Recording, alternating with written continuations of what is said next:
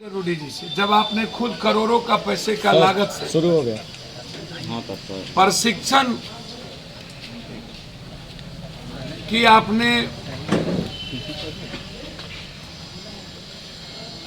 Driver प्रशिक्षण केंद्र बनाया।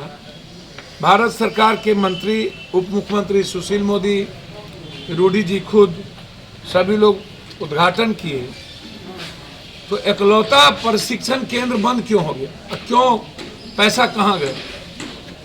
एक दूसरी चीज, रूडी जी से मेरा आग्रह है कि आप गाली दें हमको, राजनीति के हैं। मैं ऑडियो नहीं सुनाऊंगा। एक ऑडियो में ना तो उनके लोग कह रहा कि अब अंतिम है उनका, गाली गलौज तक है, वो जरूरत होगी तो मैं आपको सुना दूंगा। उनके राइट हैंड और लेफ्ट हैंड जो है वो गाली गलौज कर रहे हैं कहीं फोन पर। जितने अब्रहम शब्दों का, यदि मुझे गाली देने से और पप्पू यादव को मरवा देने से, यदि एम्बुलेंस फ्री हो जाए बिहार में और दवाई और नर्सिंग होम, तो मरवाने की जरूरत नहीं पड़ेगी। हम खुद ही आत्महत्या कर लेंगे, आप चिंता ना करिए, या हम ही संन्यास ले लेंगे, बिहार छोड़ देंगे, कसम खा लेंगे कि कभी हम आएंगे ही। तीसरी चीज, उन्होंने पत्र में लिखा कि हमारे और एम्बुलेंस चल रहे हैं, ये एम्बुलेंस ड्राइवर का नहीं। तो पहले तो आप ये बताइए कि ये सरकार का पैसा है, जनता का पैसा है, डीएम इसके अथॉरिटी स्लिप होते हैं, वो सिग्नेचर करते हैं, आप इसको कहीं कैसे लगा सकते हैं? आप सिर्फ रिकमेंड कर सकते हैं, आप इसको किसी पंचायत में निजी लोगों के घर पे नहीं दे सकते, किसी मुखिया के हाथ में नहीं दे सकते। आप या तो सदर अस्पताल में होगा, या तो ब्लॉक के अस्पताल में, या तो पंचायत में कोई सरकारी अस्पताल है तो वहां के द्वारा यह संचालित होगा।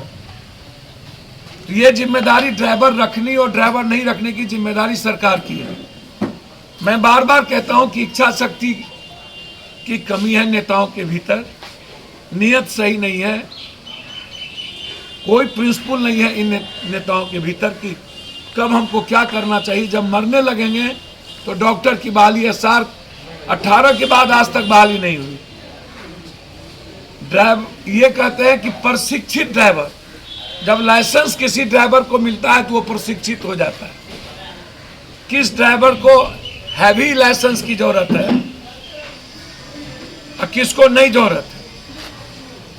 चौथी चीज, ये अपने ऑफिस में हम और अपनी बड़ी बड़ी तस्वीर लगा करके जयप्रभा अस्पताल, जहां सरकार का पैसा लगा, उसको इन्होंने कार्यालय बना लिया। कभी डॉक्टर और कभी एक भी वहां कर्मचारी नहीं रहे। एम्बुलेंस इसलिए लौटा लिया गया कि अगले लोकसभा में जो मुखिया इनको वोट नहीं दिए, उनके यहां से एम्बुलेंस लौटा लिया। चुनाव के ठीक 1.5 से 2 महीना के बाद, अगले कोरोना वायरस में भी 13 महीना पहले ये एम्बुलेंस वहीं लगी हुई थी। मैं इन्हें चुनौती देता हूं कि यदि सच में वो बता दे, भाई आपको तो कोई इलाज होगा नहीं, मंत्रिमंडल से आपको हटा दिया भ्रष्टाचार के आरोप में, तब भी आप थथरई करते हैं। आप जहां के चेयरमैन एमपी लोग के क्लब के बने हैं, वहां भी घोटाला, तब भी आप थथरई करते हैं।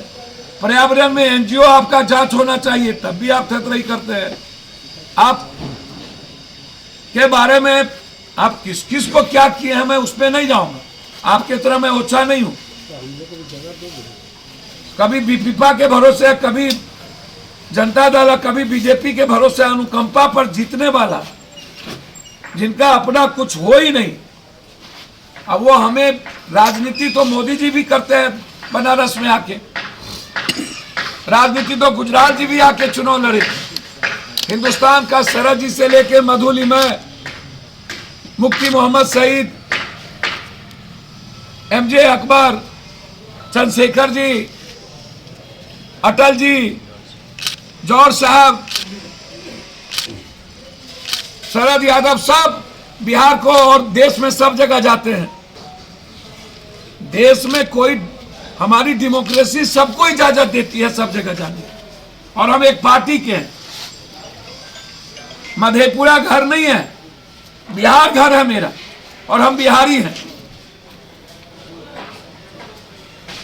जितने रूढ़ी जी आप लोग सब मिलके लूटे होंगे ना, उतना हम 1 महीने में बांटते हैं।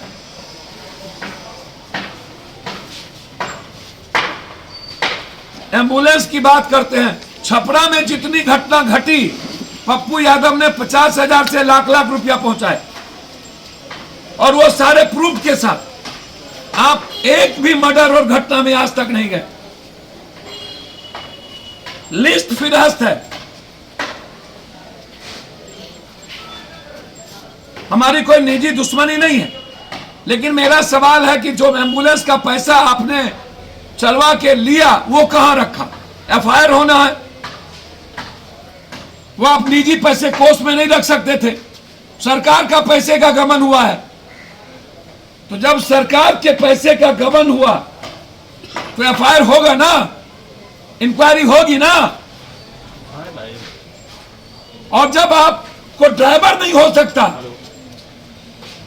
मोदी है तो मुमकिन है, तो फिर आप रिजाइन कर दीजिए।